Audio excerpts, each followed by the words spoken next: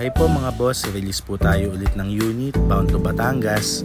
Maraming salamat po kay Sir Henry at sa mother niya kay Ma'am Ligaya.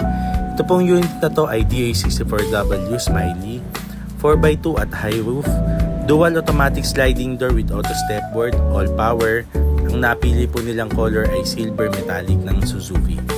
Medium tint lang po ang pinalagay ng ating buyer. Ayan po, naka 14-inch original Japan alloy rims. 3-layer headlight naman po ang mga top of the line ng ating mga DA64. Back to stock lang po tayo, binalik lang po natin ang original looks from Japan. Ang engine naman po nito ay DA64W K6A 660cc turbo, 3-cylinder 12-valve, EFI at naka-timing chain. Pagdating naman po sa painting, naka pure Ansal urethane paint po tayo mga boss, labas, loob at under chassis. Pinipinturahan po natin pati ang mga brake caliper at drum brake ng mga units. So ayan po. Ayan po ang ating back glass pagdating po sa ating mga wagon or mga DA64W, buo po ang kanyang back glass.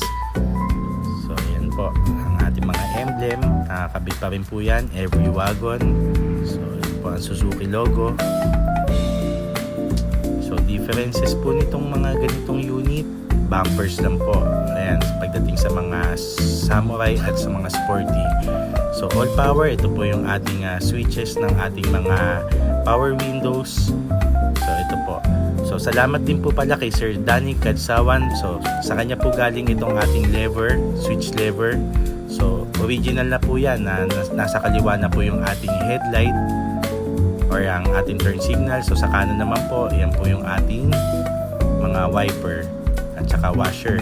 So mga pinakabit po ng ating buyer, yan pong dashboard, Conway OBD2. So ito pong 9-inch Android head unit. So ito pong ating seat cover, original lang po, back to stock, hindi na po pinaligyan ng buyer ng seat cover na leather. Yan po yung armrest na may 2 cup holders. Brand new headliner na rin po tayo.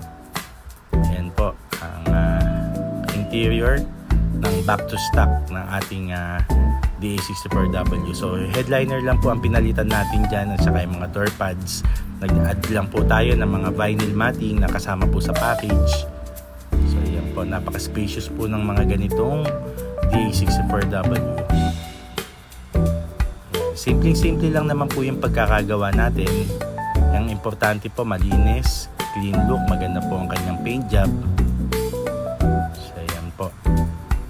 So sa remote key naman po, may mga unit na gumagana po yung ating remote key, mayroong hindi na po. So yan po, pinagana po natin yung ating dual automatic sliding door, pati po ang kanyang auto stepboard.